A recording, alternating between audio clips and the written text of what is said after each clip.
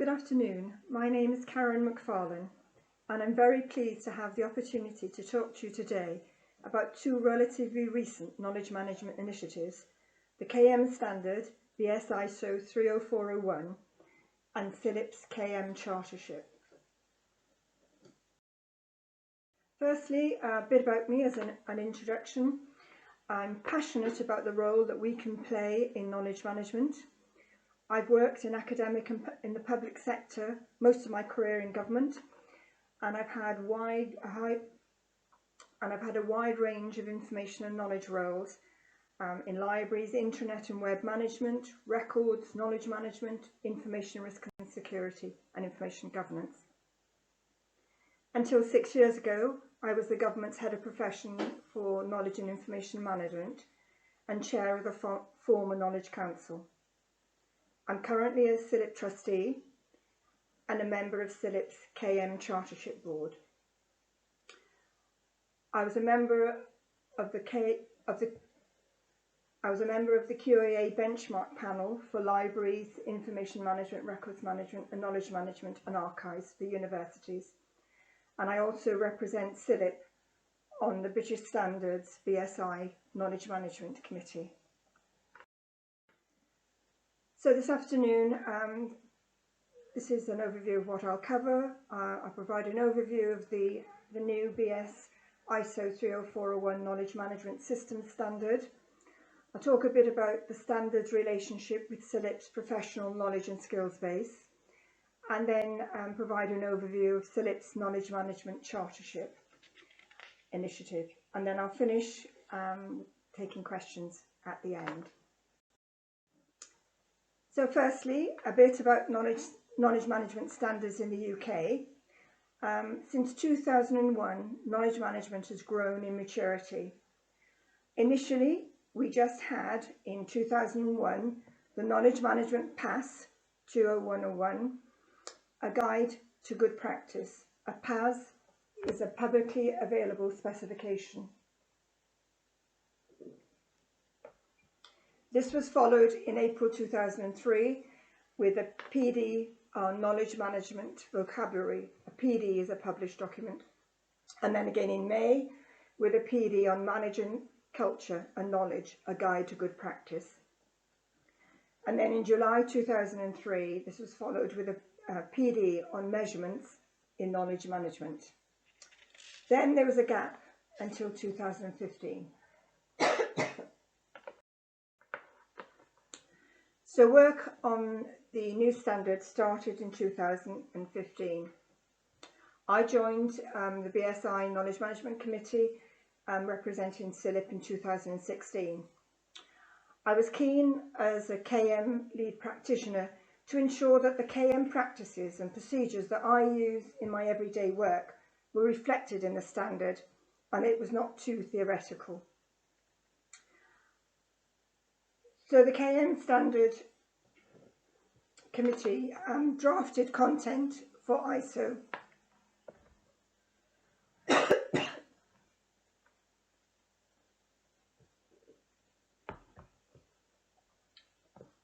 And then the draft was available for public review in December 2017 to January 2018. We had hundreds of comments and the BSI KM committee went through every one. There were not only comments from the UK, but from other countries too. And what we found was some countries did not open up for comments like the UK did. So some countries' knowledge managers put their comments into our UK BSI.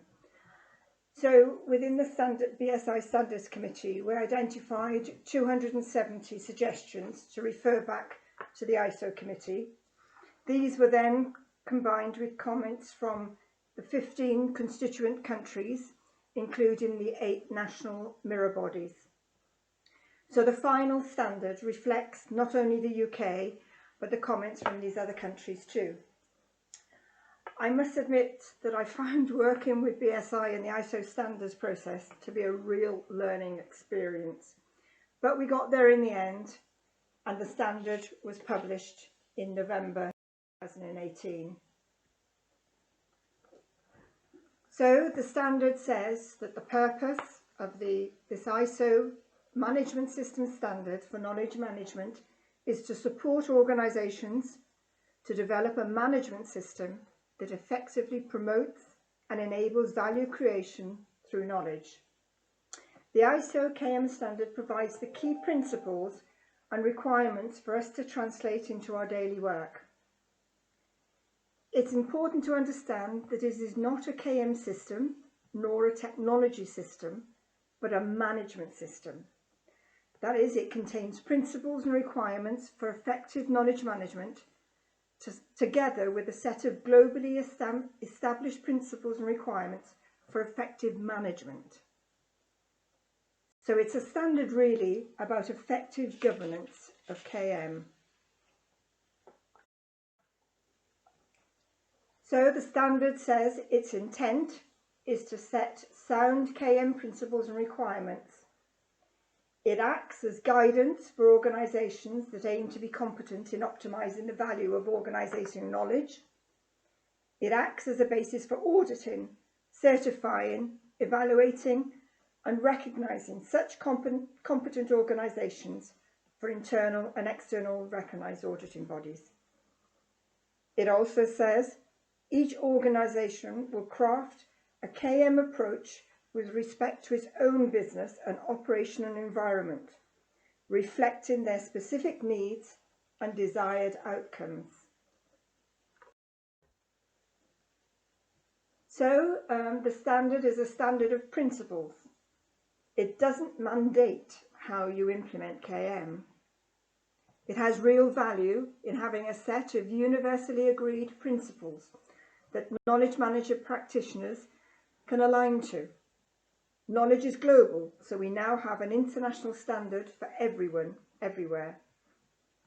It sets down a marker for knowledge management practitioners to benchmark their activities against. It's flexible. It's applicable to large and small organisations. It gives knowledge managers leverage in their organisations. It's a key step in professionalising, in formalising knowledge management into a discipline, and it gives knowledge management legitimacy as a profession. It also maps well across CILIP's professional skills and knowledge base, which I'll talk about later on. So I've got a copy of the standard here with me. So this is an outline of what the standard contains. It starts with an introduction with the purpose, which I'll restate, is to support organisations to develop a management system that effectively promotes and enables value creation through knowledge. It then talks about the importance of knowledge management, articulates the guiding principles, which I've just mentioned, talks about the realm of knowledge management. And then when you go into sections 1 to 4, they are knowledge management specific requirements. And then sections 5 to 10 are set sections that are in all ISO management standards, sort of including leadership, planning, support and operation and improvement. And then finally, it has 3 annexes.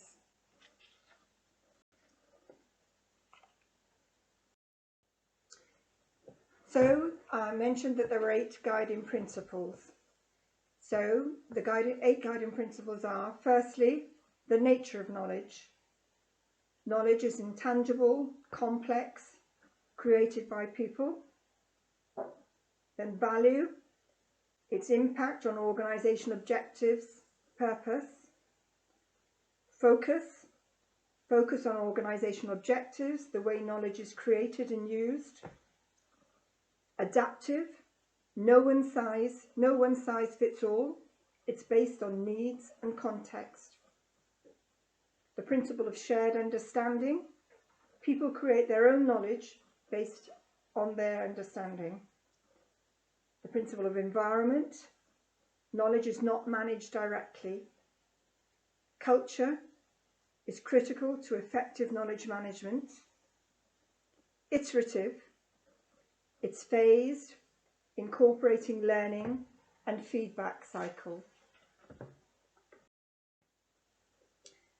So looking at the KM specific requirements in section 4, firstly, knowledge development in section 4.4.2 says that the organisation shall demonstrate that the knowledge management system covers the following activities: acquiring new knowledge, applying current knowledge, retaining current knowledge, and handling outdated or invalid knowledge. So how can we, as knowledge management professionals, draw on the standard to make a difference in our workplace? We can use the standard to audit, and I use audit in an informal way, to audit our KM work practices, to identify gaps, and to suggest changes and improvements. We can use it to benchmark our activities against. So, for example, under acquiring new knowledge, do you use lessons learned? Do you collect feedback? Do you acquire knowledge from external sources? Under applying current knowledge, do you transfer, share and reuse knowledge? Under retaining current knowledge, do you have succession plans? Do you do coaching? Do you have knowledge harvesting? Under handling outdated or invalid knowledge, do you transfer, share and reuse knowledge?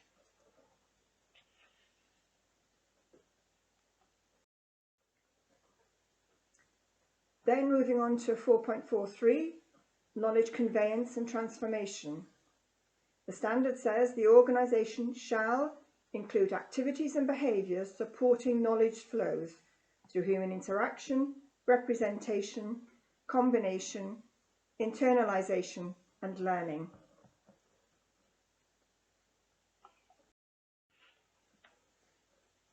So looking at those aspects of the standard,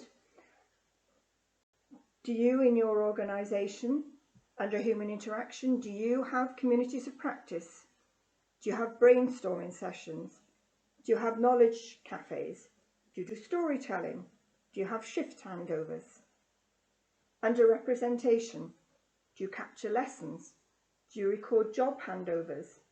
Do you lead by example? Under combination, do you tag, summarise and structure content?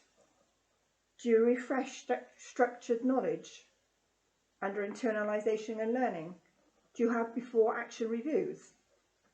Do you have job sharing? And then looking at section 4.4, under the specific KM requirements, there are KM enablers, and the standard states, the organisation shall include and integrate elements of the following enablers: human capital, processes, technology and infrastructure, governance, and the one that I think is most important of all, knowledge management culture. So looking at the KM enablers and benchmarking our services against the standard, for human capital, do you, for example, have a chief knowledge officer? Do you have community of practice facilitators? Is KM involvement part of all employees' appraisal? Under processes, do you learn lessons from failures and successes? Under technology and infrastructure, do you have collaborative workspaces, informal meeting areas? Under governance, do you have a knowledge management strategy? Under knowledge management culture, do you reward rather than punish those that admit and explain a mistake? And then, as I mentioned, sections 5 to 10 are set sections in all ISO management system standards. So under section 5 leadership, we have leadership knowledge, under leadership section 5, we have knowledge, leadership and commitment, knowledge policy, organisational roles, responsibilities and the authorities for knowledge management. And then finally in the standard you have the 3 annexes. Annex A, the knowledge spectrum, which covers the range of knowledge management from codified knowledge to intuition and ideas that are difficult to articulate. Then Annex B is about knowledge management and adjacent disciplines.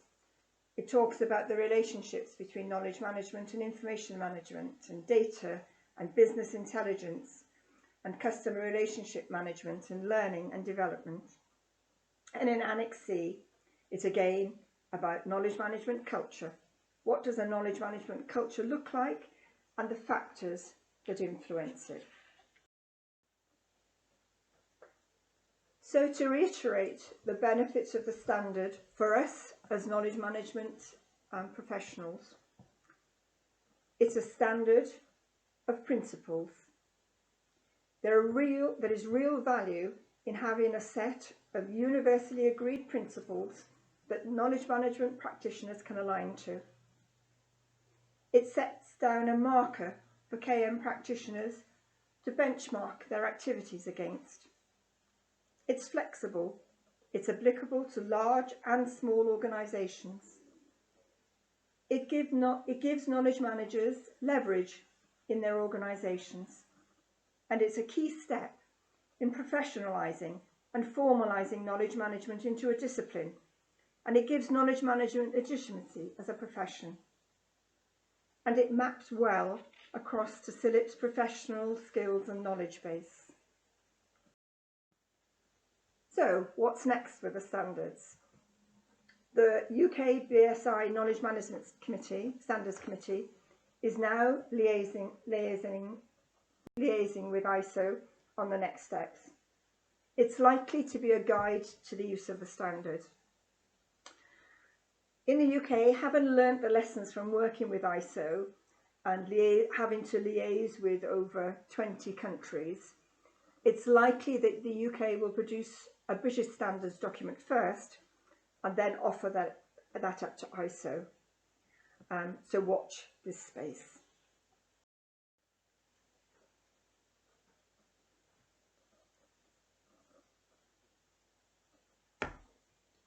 So moving on to the standard relationship with CILIP's professional knowledge and skills base and CILIP's KM chartership.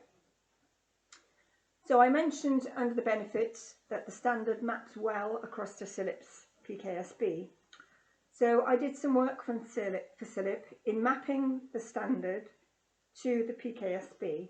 So this slide shows an extract from those areas of expertise and skills from the PKSB that map directly to the standard. And I was pleased when I did the mapping to see a real relationship between ISO 30401 and CILIP's existing PKSB. So within the PKSB, you've got section 1.3 about classification schemes and taxonomies.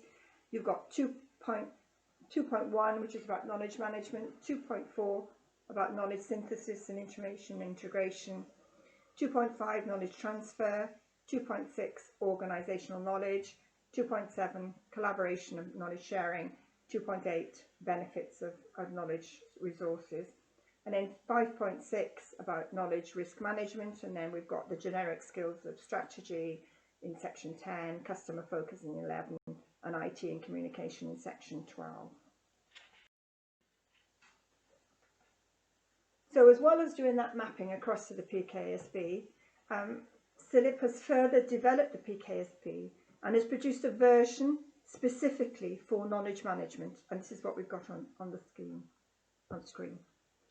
This builds on the original PKSB and describes the areas of expertise and skills from a knowledge management perspective.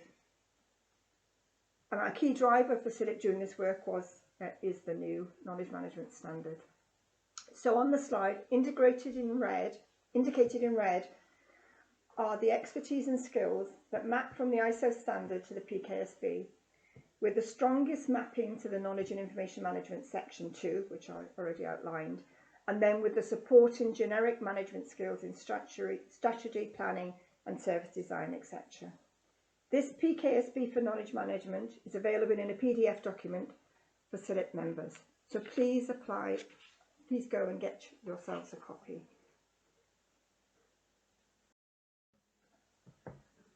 So moving on to the Chartered Knowledge Manager. I firmly believe the standard has helped to give legitimacy to KM as a profession, and I've seen that the standard has certainly increased the demand for KM chartership from the UK and abroad. We now have candidates going through KM chartership within CILIP, and earlier this year we had the first person to become a CILIP Chartered Knowledge Manager.